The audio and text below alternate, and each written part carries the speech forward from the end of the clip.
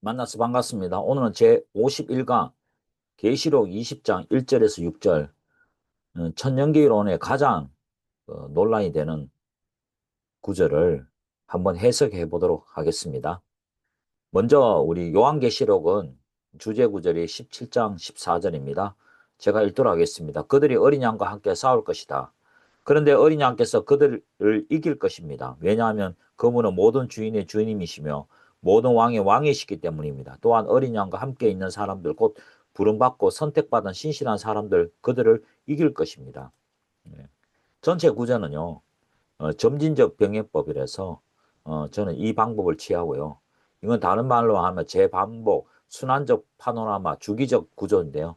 이런 것에 대해서 일일이 설명하려면 시간이 많이 걸리니까 오늘은 거기에 대한 목적이 아니라 20장 1절에서 6절까지 해석이니까 전반적인 큰 그림만 이해하시면 됩니다. 첫 번째 단락은 일곱 교회, 두 번째 단락은 일곱 인, 세 번째 단락은 일곱 나팔, 네 번째 단락은 초림에서 최후 심판, 다섯째 단락은 일곱 대접, 여섯째 단락은 엄려와 큰 성 바벨론의 멸망과 그리스도의 최종 승리, 일곱째 단락은 사탄의 패배와 그리스도의 승리, 이 중간중간에는 삽경도 들어있다는 것을 알고 있으면 좋겠습니다. 그렇다면 바로 가도록 하겠습니다.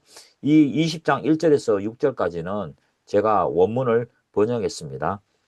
한번 읽어보도록 하겠습니다. 내가 보니 한 천사가 하늘에서 내려오는데 그는 밑없는 깊은 구덩이, 밑없는 깊은 구덩이라는 것은 개혁성경에서는 무정경이라고 되어 있습니다. 그 말이 좀 어렵기 때문에 밑없는 깊은 구덩이란 말이 더 우리의 생각에 훨씬 와닿습니다. 열쇠와 큰 쇠사슬을 손에 가지고 있었습니다. 그 천사는 그 용, 곧 마귀이며 사탄이 그 옛뱀을 붙잡아 결박해서 천년 동안 묶어두었습니다. 그리고 그를 밑없는 깊은 구덩이로 던져놓고 그것을 닫아버린 다음에 그 위에 봉인해 버리면서 천년이 찾기까지 더 이상 민족들을 미혹하지 못하도록 하였습니다. 그러나 사탄은 그 후에 잠시 동안 풀려나야 할 것입니다. 또 내가 보니 여기서 1절부터 3절까지 구조고요. 4절부터 6절까지 구조 있는데요. 두 단락으로 나눠있는데 내가 보니라는 이 구절로 두 단락을 나눈 것입니다. 보좌들과 있고 사람들이 앉아 있으며 그들에게 심판하는 권세를 주어졌습니다.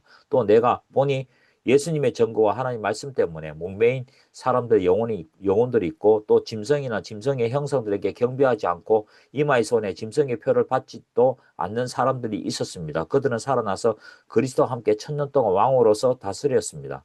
이것의 첫째 부활입니다. 그 나머지 죽은 사람들은 천년이 차기까지 살아나지 못하였습니다. 첫째 부활에 참여한 사람은 복이 있고 거룩합니다. 또 둘째 죽음은 그들을 다스릴 권세가 없습니다.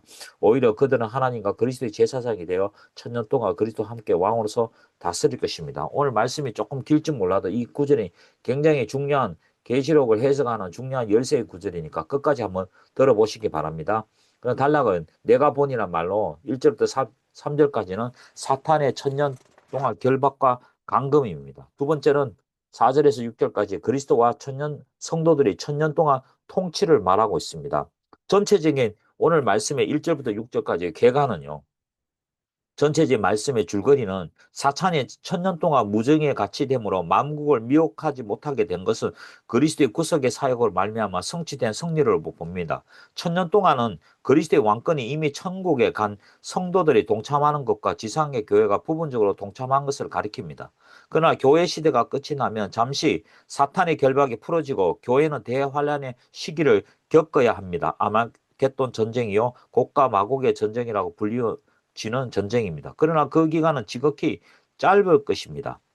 그리스도의 강림하심으로 사탄, 죽음, 엄부조차도 다 지옥 불문에 던져버릴 것입니다. 성도나 악인들은 다 부활하여 최종 심판을 받고 궁극적인 거주지를 얻게 됩니다. 악인들은 영원히 타오르는 지옥 불못 개연나에 들어간다면 신자들은 새하늘과 새 땅에 들어가게 살게 될 것입니다. 전 천년설의 입장에서 보면 요한계시록은 연대적이고 순차적인 구조로 되어 있기 보기 때문에 이미 19장 11절 이하에서 그리스도의 재림이 있고 그 나서 재림 후에 20장 1절에서 6절의 사건이라고 시장된 것이니 당연히 재림 후에 천국 왕국설이 맞다고 주장되어집니다. 그러나 무천년설의 입장에서 보면 점진적 병행법에 따라서 순차적이고 시간적인 배열이 아니라 요한계시록은 연대직이 순서로 되어 있기보다는 반복의 특징을 가지고 있고 중간중간에 또 삽경이 있습니다. 20장에서 다시 초림의 상황으로 돌아가는 것을 해설하고 있습니다. 그렇다면 첫 번째, 사탄의 천년 동안의 결박과 감금이 1절부터 3절입니다. 여기서 나머지는 두 단락은 내가 본이라고 했죠. 다 읽지는 않겠습니다. 그렇다면 앞에 시간적인 후속도 되는 사건을 보았다는 의미보다는 환상의 순서를 가리킵니다. 천사가 mid없는 깊은 구덩이의 열쇠와 큰 쇠사슬을 들고 하늘로부터 내려와서 용을 잡아 결박한 후에 무적행, 끝이 없는 깊은 구덩이에 던져 넣어 천년 동안 감금하는 일이 일어납니다. 그리고 이 용은 그 후에 반드시 잠깐 노일이라고 말합니다. 그럼 요한계시록에 나타난 사탄의 정체가 세 가지가 있는데요. 첫째는 하늘 전투에서 미가엘에게 패배한 용입니다. 12장 7절에서 8절입니다. 둘째, 메시아의 공동체를 홍수로 썰어버리려는 뱀이고요. 셋째는 그의 때가 얼마 남지 않는 것을 아는 마귀입니다. 첫 번째는 무저갱이는 원래 밑바닥이 없는 또는 깊이를 헤아릴 수 없는 뜻을 가진 형용사의 단수 소유격 여성 명사입니다. 즉 무저갱이는 밑바닥이 없는 구멍으로서 이곳에서 인간들을 괴롭히기 위해 마귀적 황충이 나옵니다.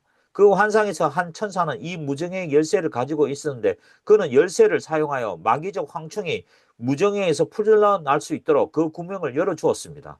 무저갱이는 또한 짐승의 거주지로 그는 무저갱이에서 올라오는 것입니다. 천사가 아닌 무정의 열쇠와 큰 쇠사슬은 분명히 상징적인 것들입니다. 왜냐하면 무정의 열쇠가 있을 수도 없고 쇠사슬로 영물을 결박할 수 없기 때문입니다. 그것들은 그 천사가 무정행위를 지배하는 권세와 사탄을 구속하는 권위를 가졌음을 보여줍니다. 따라서 이 구절에서 사탄은 묶여서 무정행위에 감금되어 있는데 이것은 사탄의 능력과 활동에 대한 속박을 묘사하는 상징적인 말이라고 하겠습니다. 두 번째는 우리는 이 사탄이 천년 동안 결박되어 있다는 것의 의미는 무엇인지 살펴봐야 됩니다. 왜냐하면 그 의미는 그 부분이 현 시대에 묘사하는 것인지 아니면 제리묘의 시대에 묘사하는지를 따라 다르게 될 것입니다.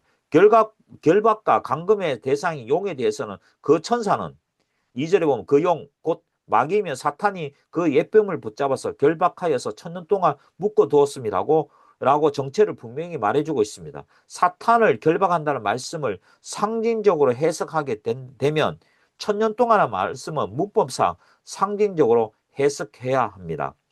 무천년설이 사탄을 결박하는 말씀을 상징적으로 해석하기에 결박이란 사탄이 가진 힘을 제갈먹여 구속함을 의미하며 전천년설이 주장한 완전한 움직이지도 못하게 한 것을 표현한 것이 아닙니다.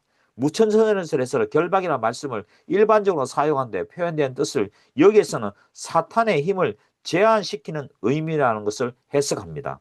주님의 십자가의 죽음과 부활로 새 시대 곧 신약 시대가 시작되어 사탄이 결박되어 만국을 미혹하는 힘이 제한됨으로써 만국의 복음이 전파되고 사탄이 그것을 방지할 수 없게 되었습니다. 다시 말하면 그리스도의 초림과 재림 사이의 기간 중에 마귀의 영향이 적극적인 선교 사역에 의해 교회 성장을 방해할 수 없을 정도로 줄어든다는 것을 제한한다는 것을 말한 것입니다. 그리고 천사가 사탄을 큰 쇠사슬로 묶고 감금하는 것은 무적행, 밑이 없는 깊은 구덩이를 의미하는데 그 결과 결박과 감금의 기간은 천년으로 정해져 있고 그 후에는 잠깐 풀려나는 시기가 이어질 것이라고 예고합니다. 또한 주목할 것은 그렇게 용을 감금시키는 목적이 뭐냐 하면 더 이상 민족들을 미혹하지 못하게 하려는 데 있다는 것입니다. 전천설에 이해에 의하면 이러한 사탄의 결박과 무정행 감금은 그리스도의 지상 재림 후에 일어날 것입니다. 그러나 무천년설의 이해에 의하면 이 일은 그리스도의 초림과 공생의 사역을 통해서 나기 시작한 일이라고 해석됩니다. 신약의 종말론은 이미와 아직 아니의 긴장 구조에 되어 있기 때문에 하나님 나라는 그리스도의 공생의 사역, 특히 십자가의 죽으심과 부활과 더불어 이미 시작되었다는 측면을 가집니다. 그러한 성취된 하나님 나라의 표지는 중 하나가 바로 귀신을 내어 쫓으심이라고 하는 것을 복음서에서 우리는 확인하게 됩니다. 무천년설에 의하면 사탄의 결박과 감금은 사탄의 완전한 멸망을 의미하지 않고 멸망의 시작을 의미합니다. 사탄의 완전한 패배는 20장 다음 절 1절, 오늘 본문은 1절에서 6절인데 7절에서 10절에 기록되어 있는 곡과 마곡의 전쟁에서 패배한 후가 될 것입니다. 사탄을 천년 동안 결박하여 만국을 미혹하지 못하게 된 의미는 절대적으로 주님의 십자가의 승리로 말미암아 결정적인 결과입니다. 하나님 아버지의 우편에 앉으신 곧 부활 성천으로 왕위가 취임한 기간, 즉 천년 동안 예수 그리스도의 증거라는 주님의 복음 선포로 사탄은 이제 막을 수 없습니다. 다시 말하면 복음이 보편적으로 만민에게 증거되어 만민 가운데 구원이 일어나는 것과 성도들이 하나님의 인으로 인봉된 것, 즉 절대적인 보호 아래 있는 것을 사탄은 가히 범접할 수 없다는 것입니다. 이것이 바로 절대적인 사탄의 결박인 것입니다. 한편 사탄은 자기의 대행자를 통하여 하나님의 허용된 작정 안에서 활동을 할 수 있는데요. 이것은 상대적 사탄의 결박인 것입니다. 세 번째는 이 사탄의 결박은 천년 동안 계속되는데 이 천년은 문자적으로 볼 것인가 상징적으로 볼 것인가를 살펴보아야 됩니다. 워필드 갈비주의 신학자는 신성한 숫자인 7은 마찬가지로 신성한 3이란 숫자와 결합하여 거룩한 완전수인 10을 형성합니다. 그리고 10을 세제곱한 천이라는 숫자로서 요한은 우리의 생각 속에 절대적인 완전에 관한 사상을 전달하려 했던 것입니다. 이처럼 요한계시록 20장의 천년에 관한 언급들은 완전 사상을 전달해 줍니다. 2절에서 나오는 천이라는 숫자는 사단에 대한 그리스도의 완전한 승리를 묘사하고 있으며 4절에 나오는 숫자는 현재 하늘에 속한 구속된 자들의 완전한 영광과 기쁨을 나타낸다고 보았습니다. 안토니 후쿠마도 10이라는 숫자가 완전성을 나타내기 때문에 천년이라는 표현을 완전한 기간, 결정할 수 없는 길이의 무한한 기간을 의미하는 것으로 보았고 계시록 구조와 20장 7절 15절의 내용과 관련하여 천년기가 그리스도의 초림으로부터 그분의 재림 직전 시기까지의 기간을 포함한 것이라고 결론을 내립니다. 아브라함 카이퍼도 이것은 하나님의 거룩하신 행동의 진행에 관계된 가도기를 말함인데 여기서는 인간의 시간관념보다 하나님의 시간관념으로 말하는 것입니다. 이 기간은 큰 결론적인 사건에 이르는 중간 계단이라고 하였습니다. 이렇듯 천년에 대한 해석이 다양합니다. 계시록 20장 1절에서 6절에서 명확하게 알 수 있는 것은 천년이 차도록이라는 표현은 천년 동안 사탄이 결박되어 있다가 그 후에 잠깐 놓인다는 것으로 보아 천년은 무한정 계속되는 기간이보다는 제한된 기간일 것이며 기간이 어떻게 되었는지 간에 그 수는 완전한 기간을 상징하는 것이라고 할 수 있을 것이며 그 기간이 어느 정도인지 그리 중요한 일이 아니라 여겨집니다. 그러므로 천년이라는 의미는 첫째는 마귀를 믿없는 깊은 구덩이에 가둔 기간입니다. 둘째는 하나님께서 죄인들의 회개를 기다리시는 기간입니다. 셋째는 복음을 전파하는 긴 초림에서 재림까지의 교회 시대의 기간을 의미합니다. 그래서 1절부터 3절까지의 소결론은 마귀의 3위 중 3위 중 짐승과 거짓 선지자는 이미 영원한 형벌의 장소에 들어갔으나 사탄은 그리스도의 지키심을 받는 천사에 의하여 큰 쇠사슬에 결박된 채 천년 동안 밑이 없는 깊은 구덩이에 던져집니다. 마귀를 결박하여 천년 동안 무정에 가두면 세상에서는 마귀의 미혹이 없어지고 사람들은 죄를 짓지 않게 됩니다. 이것이 천년 왕국입니다. 무정에는 사탄의 임시적인 거주지이며 그의 영원한 처소는 불과 유황 못입니다. 무정에 던져 잠겨지고 그 위에 봉인하면 아무도 그를 놓아주지 못합니다. 이는 사탄의 완전한 투옥이며 그의 권세의 완전한 중단을 의미합니다. 천년이 지나면 마귀가 잠깐 놓이게 되고 다시 세상을 미혹하게 되는데 그 결과 마귀에게 미혹된 곡과 마곡의 전쟁이 일으켜집니다. 그래야 사탄의 최종적인 패배가 일어나고 그리스도의 최종적인 승리가 일어나게 될 것입니다. 두 번째는 이 살아나서라는 의미입니다. 잠깐만요. 여기서 두 번째 여기서 보면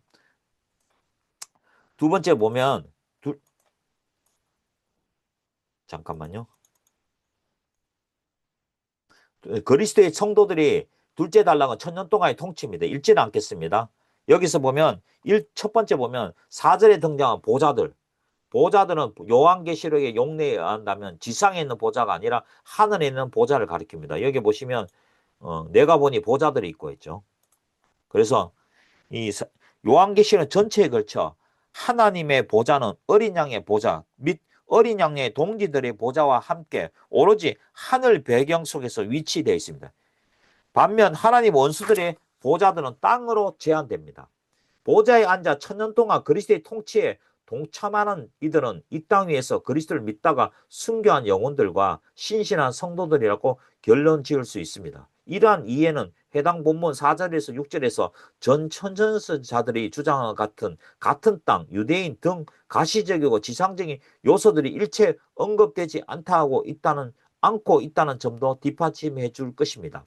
비록 전천선들도 무천선들도 다 비판하는 입장에 서긴 했지만 천년 통치는 순교자들에게 주시는 최상의 상급이라고 적시한 김추성 교수의 주에도 의미가 있다고 생각합니다.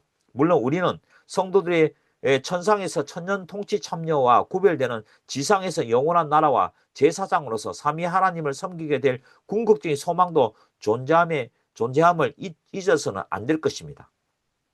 당연히 궁극적인 소망도 그리스도인들에게는 이 땅의 위에서의 환난과 박해를 감내하면서 복음을 따라 살도록 독려해 주지만 천상에서의 천년 통치에 대한 말씀도 이 땅 위에서 힘을 다하여 수고 진력하는 성도의 삶을 헛되지 아니하며 더욱이 순교자의 죽음이 헛된 죽음이 아니라고 하는 사실을 분명하게 인식하도록 도와준다고 할 것입니다.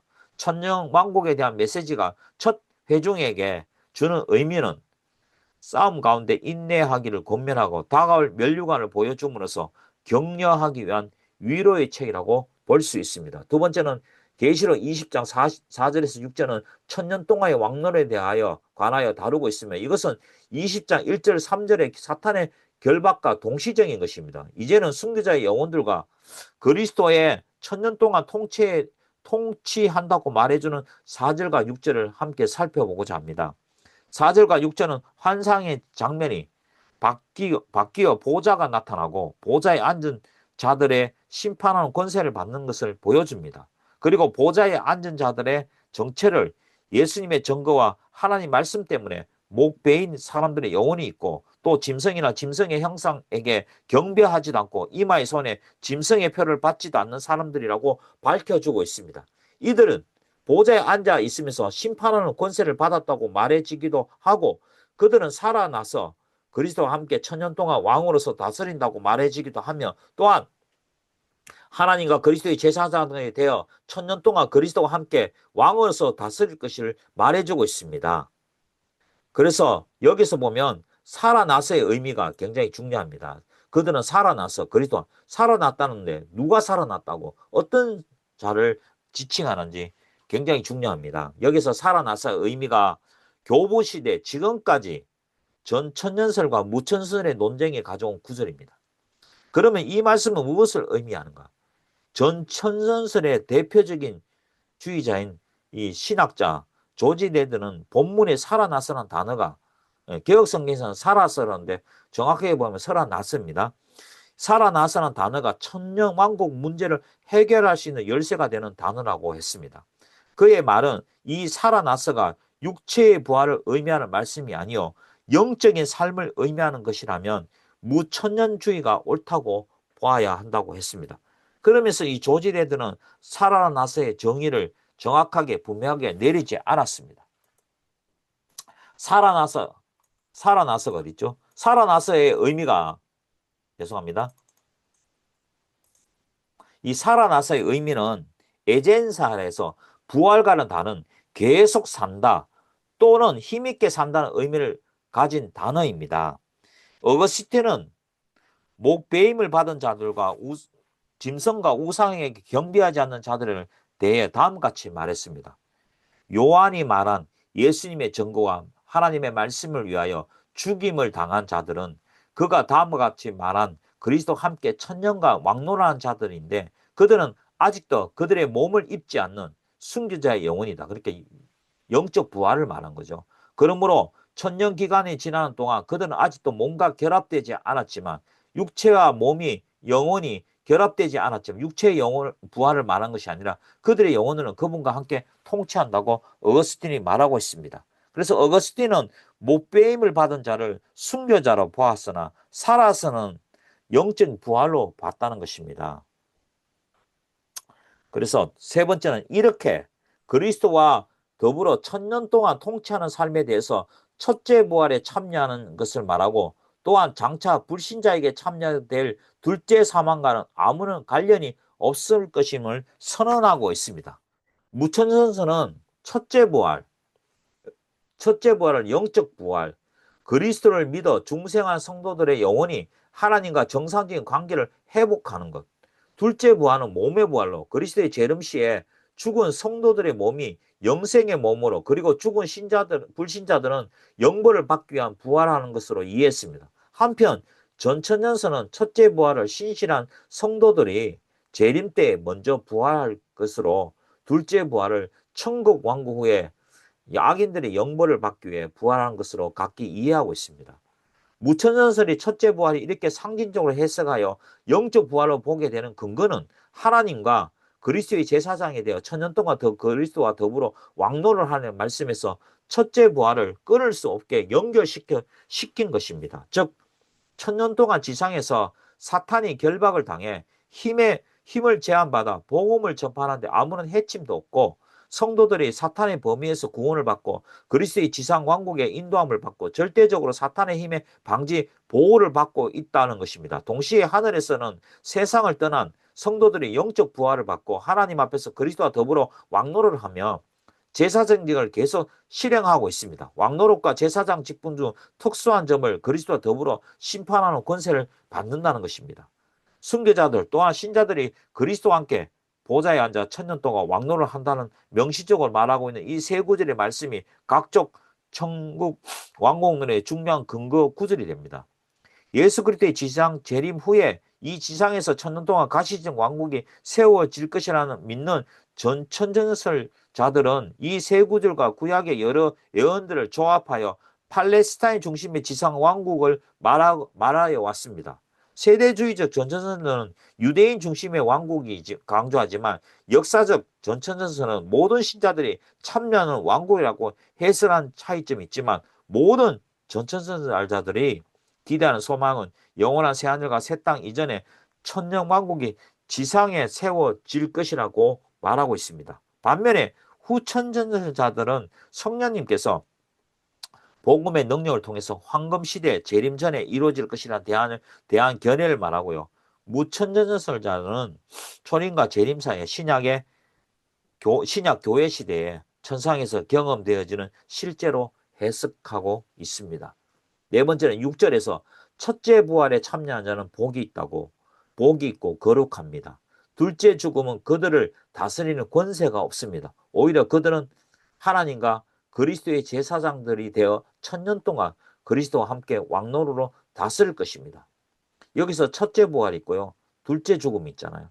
첫째 부활은 다시 말씀드리지만 첫째 부활에 참여한 자는 복이 있고 거룩하다고 하였습니다. 첫째 부활에 참여한 자가 복이 있고 거룩한 이유는 저자가 사도 요한이 참된 복을 자구하는 영적 부활을 제쳐놓고요. 영적 부활의 결과를 얻는 육신의 부활을 복이 있고 거룩하다고 할 수가 없다는 겁니다. 그러므로 이 말씀은 첫째 부활의 영적 부활임을 분명히 보여주고 있습니다. 두 번째는 둘째 죽음인데요. 여기 있네. 둘째 죽음은 그들이 다스리는 권세가 없고 둘째 죽음은 불모식 계시록 20장 14절이라고 하고 있는데 첫째 부활에 참여하는 자들은 둘째 사망에 그들을 다스릴 권세가 없다고 했습니다. 이 말씀도 첫째 부활이 육신의 부활이 아님을 보여줍니다.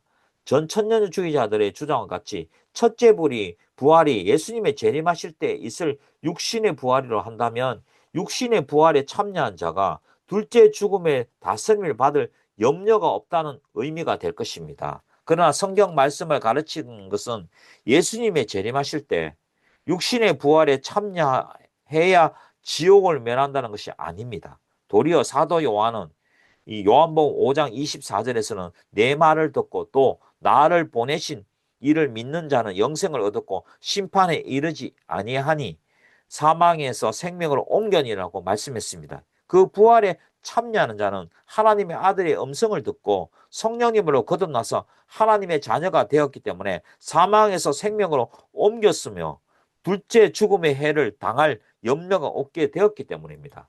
세 번째는 천년 동안 그리스도와 함께 왕으로 다스릴 것이란 의미입니다.